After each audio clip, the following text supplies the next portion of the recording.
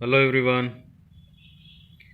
बेटा अभी तक चैप्टर 7 के हम 5 पार्ट्स बना चुके हैं और आज हम चैप्टर 7 का 6 पार्ट बनाने जा रहे हैं, जो कि स्टार्ट हो रहा है बेसिकली सेविंग फंक्शन से।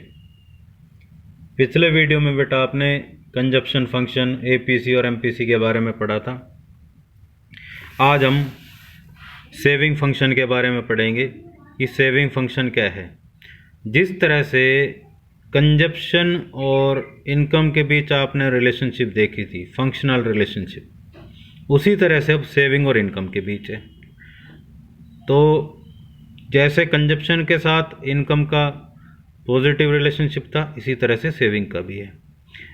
वैसे एक्चुअल में S is equal to F into Y, यानी कि फंक्शन ऑफ इनकम, यानी कि इनकम के साथ इसकी फंक्शनल रिलेशनशिप है। जो भी बेटा आप पैसे कमाते हो, या तो आप कंज्यूम कर लेते हो जो इनकम है, या सेव कर लेते हो, या दोनों काम भी होते हैं। कुछ कंज्यूम कर लेते हो, कुछ सेव कर लेते हो। तो y is equal to C plus S, यानी कि जो आपकी इनकम है, जितना आप खर्चा कर रहे हो प्लस में जो आप बचा रहे हो, वही तो है। मान लो आप बेटा 10,000 रुपये कमा रहे हो और उसमें से मान लो 6,000 रुपये आप खर्च कर देते हो, तो वो आपका सी हो जाएगा कंजप्शन। और 4,000 रुपये जो आप सेव कर रहे हो, दैट इज एस। तो y is equal to C plus में एस। और अगर आपको s निकालना हो तो y माइनस सी। जो आपने कंजप्शन फंक्शन में देखा था कि जब इनकम 0 थी तो वहाँ पर आपका कंजप्शन 20 था। तो सेविंग अगर वहाँ पे निकालें तो saving is equal to Y zero, zero minus 20, तो सेविंग इज माइनस 20। तो सेविंग का भी इनकम के साथ पॉजिटिव रिलेशनशिप है। तो इस चीज़ को हम देख सकते हैं। इनकम बढ़ेगी तो सेविंग बढ़ेगी, इनकम घटेगी तो सेविंग घटेगी। लेकिन एक लेवल ऐसा आता है जब इनकम 0 हो जाती है तो आपकी सेविंग 0 या नेगेटिव हो सकती है। जनरली नेगेटिव ही होगी, क्योंकि कंजप्शन कुछ ना कुछ रहता है। तो जब तक कि कंजप्शन इनकम से ज़्यादा रहेगा, आपकी सेविंग नेगेटिव रहेगी। जहाँ पर इनकम और कंजप्शन बराबर हो गए, वहाँ पर आपकी सेविंग 0 हो जाएगी। और जहाँ पर आपकी इनकम कंजप्शन से ज़्यादा हो जाएगी, तो आपकी सेविंग पॉजिटिव हो जाएगी। तो यहाँ पर बेसिकली हम देख लेते हैं इस चीज़ को। यहाँ पर y लिया हुआ है, c लिया हुआ है और s हम निकाल सकते हैं। तो y वही टेबल आपके सामने, बार बार यही टेबल रिपीट होगी। बेटा y is equal to C plus में s होता है। तो s निकालने के लिए आप क्या करोगे बेटा, c को उधर ले जाओगे तो c माइनस का हो जाएगा। तो इस तरह से -20, -10, 0, 10, इस तरह से आपकी सेविंग निकल के आएगी। तो शुरुआत में देखा आपने, सेविंग -20 है। जब इनकम 0 है तो मिनिमम लेवल ऑफ कंजप्शन रहेगा, जिसको आप ऑटोनोमस कंजप्शन बोलते हो।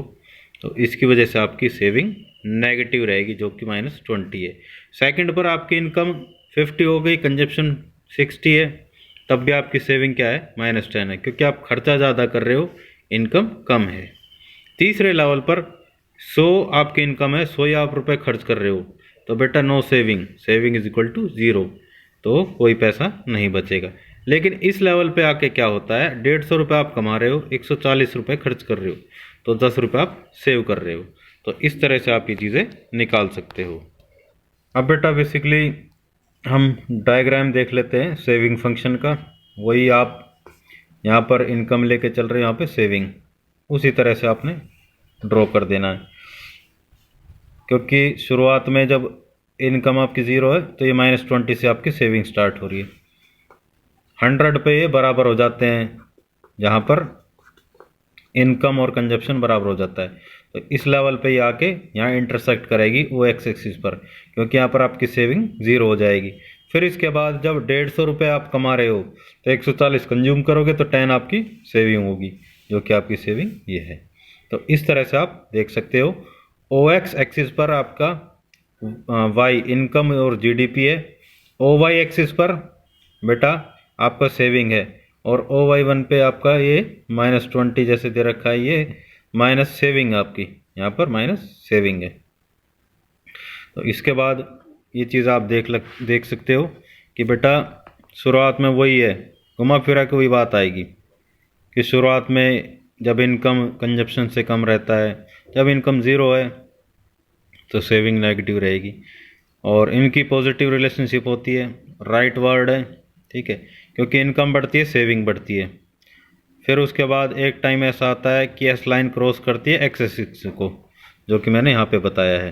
तो यहाँ पर आपकी सेविंग हो जाएगी ज़ीरो, क्योंकि आप जितना कमा रहे हो उतना ही खर्च कर रहे हो। लेकिन उसके बाद क्या है, इस एक्स एक्सिस को क्रॉस करने के बाद एस लाइन जब क्रॉस करती है, वहाँ पर इनकम आपकी 150 है, कंजप्शन 140 है, तो सेविंग आपका 10 होगा। अब बेटा हम देख लेते हैं स्लोप ऑफ एस लाइन यानी कि सेविंग फंक्शन का। जिस तरह से आपने सी फंक्शन यानी कि सी लाइन कंजप्शन का देखा था, वहाँ पर MPC था, मार्जिनल प्रोपेंसिटी टू कंज्यूम, यहाँ पर है MPS, marginal propensity to save, यानी कि आपकी इनकम जितनी बढ़ती है उसका कितना परसेंटेज या कितना आप सेव करते हो, वहाँ पर कंज्यूम करते हो। जैसे कि वहाँ पर आपने देखा था बेटा 80% आप खर्च कर रहे थे जितनी आपकी इनकम बढ़ रही थी। जैसे 100 से 150 हुई, 50 रुपये हुआ, और 100 से आपका कंजप्शन हो गया था 140, तो 50 रुपये में से आपने 40 रुपये खर्च कर दिए, यानी कि 0.8 या 80% आपने खर्च कर दिया। अब इसी तरह से यहाँ पर क्या है बेसिकली कि आप सेव करोगे, एडिशनल इनकम का आप कितना सेव करते हो।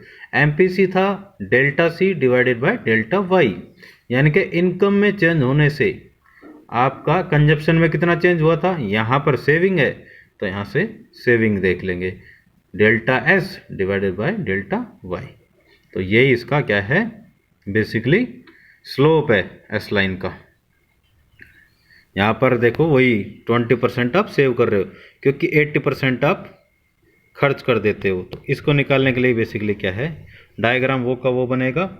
फ़र्क क्या है, सिर्फ आप ये चेंज दिखाओगे, इनकम में चेंज कितना हुआ 50 और सेविंग में चेंज कितना हुआ 10, तो 10/50 0.2 और 20%। सेविंग जो आपकी होगी marginal MPS delta S divided by delta Y, जैसे आपने अभी टेबल में भी देखा था कि भाई जैसे आपकी इनकम मान लो 100 से 150 हुई, कितना चेंज हुआ 50 का। कंजप्शन 100 से 140 हुआ, कितने का चेंज हुआ 40 का। तो वहाँ पर सेविंग कितनी हो गई थी, 0 से कितनी बढ़ी 10, क्योंकि आपने भाई 10 रुपये सेव कर लिए थे। तो सेविंग में चेंज हुआ 10 का और इनकम में चेंज हुआ 50 का, तो 0.2 या 20% इतना आप सेव कर लेते हो। तो यहाँ पर सेविंग में चेंज और यहाँ पर ये इनकम में चेंज, इस तरह से दिखा देंगे। यहाँ पर बेसिकली क्या है, वही है 20% आप सेव कर लेते हो और 80% आप कंज्यूम कर लेते हो, जो कि आपकी एडिशनल इनकम है। बेटा जिस तरह से आपने APC और MPC पढ़ा था और दोनों अलग अलग कॉन्सेप्ट थे, इसी तरह से यहाँ पर भी ये सेम है, वही है। दोनों ही रिलेशनशिप दिखाते हैं, रेशो दिखाते हैं सेविंग और इनकम के बीच, लेकिन फिर भी दोनों अलग अलग हैं।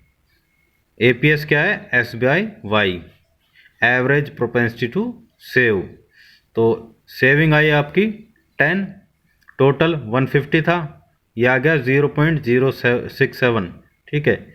और MPS क्या होगा, एडिशनल इनकम में चेंज होने से एडिशनल सेविंग कितनी है, ठीक है। तो वहाँ पर आपने देखा delta S by delta Y, तो 10 - 0 10 और 150 - 100 50, तो 0.2 या 20%। तो इस तरह से ये निकल आएगा। और जैसे कि वहाँ पर स्लोप C फंक्शन से, C लाइन से दिख रहा था, यहाँ पर S लाइन से, और जो कि क्या है आपका MPS ना कि APS। जिस तरह से वहाँ पर पूछा गया था कि भाई S लाइन जो स्ट्रेट लाइन है, सॉरी C लाइन जो स्ट्रेट लाइन है, क्योंकि एमपीसी कांस्टेंट है। इसी तरह से यहाँ पर एस लाइन है, वो स्ट्रेट लाइन होगी, ठीक है, क्योंकि एमपीएस कांस्टेंट है। यस इट इज़ कांस्टेंट, क्योंकि आप हर लेवल पर क्या है 20% सेव करते हो। जैसे वहाँ पर हर लेवल पर आप 80% खर्च कर रहे थे, तो इसी तरह से यहाँ पर सेव कर रहे हो। अब हम अलजेब्रिक प्रेजेंटेशन देखेंगे एस फंक्शन की। Algebraic presentation of S function, जैसे कि सी क्या था, सी बार प्लस में बी वाई, ठीक है।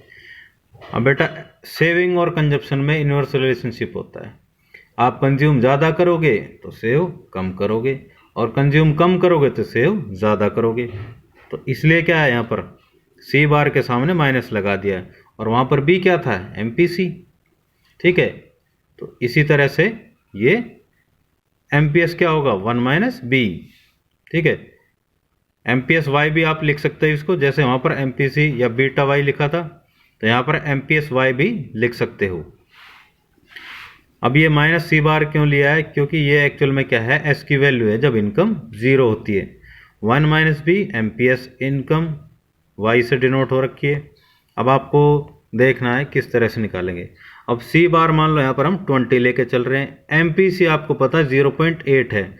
अच्छा एक बात और याद रखना बेटा, कि एमपीसी प्लस में एमपीएस इज इक्वल टू 1, ठीक है। अब जैसे एमपीसी 0.8 है, तो बेटा एमपीएस कितना होगा, 1 माइनस 0.8 यानी कि 0.2, क्योंकि या फिर 80% लगा लो, 80% आप खर्च कर देते हो, 20% आप सेव करोगे। ये वही फर्स्ट लेवल लेके चल रहे हैं कि इनकम आपकी 0 है, एमपीसी दिया हुआ है 0.8 और सी बार भी दिया हुआ है 20, तो एस निकालना आपको। एस कैसे निकालेंगे, वही माइनस सी बार प्लस में 1 माइनस बी वाई, ठीक है, -20 प्लस में 1 माइनस 0.8 इंटू 0, तो ये 0 आ गया, तो -20 वही आ गया ना आपका फर्स्ट लेवल पर जो आपकी सेविंग है। तो एमपीसी प्लस में MPS is equal to 1, MPC क्या होगा 1 माइनस एमपीसी, और एमपीएस क्या होगा 1 माइनस एमपीसी। एमपीसी बढ़ेगा तो एमपीएस घटेगा, और एमपीसी घटेगा तो एमपीएस बढ़ेगा। ये थोड़ी सी मिस्टेक हो गई, इसको ठीक कर लेंगे। ये बेटा बढ़ेगा, ये मिस्टेक हो गई है, अपनी नोटबुक में भी इसको चेक कर लेना और ठीक कर लेना। ये एरो का निशान गलत लग गया। एमपीसी और एमपीएस में इनवर्स रिलेशनशिप होती है, जैसे कि कंजप्शन और सेविंग में एमपीसी बढ़ेगा एमपीएस घटेगा, एमपीसी घटेगा एमपीएस बढ़ेगा, तो इन दोनों में इनवर्स रिलेशनशिप है। तो यहाँ तक बेटा आपको कॉन्सेप्ट क्लियर हो गया होगा। बाकी एक बार दोबारा रिमाइंड करा रहा हूँ, इसको ठीक कर लेंगे। ये एरो का निशान ऊपर होगा, right. Okay bye, take care.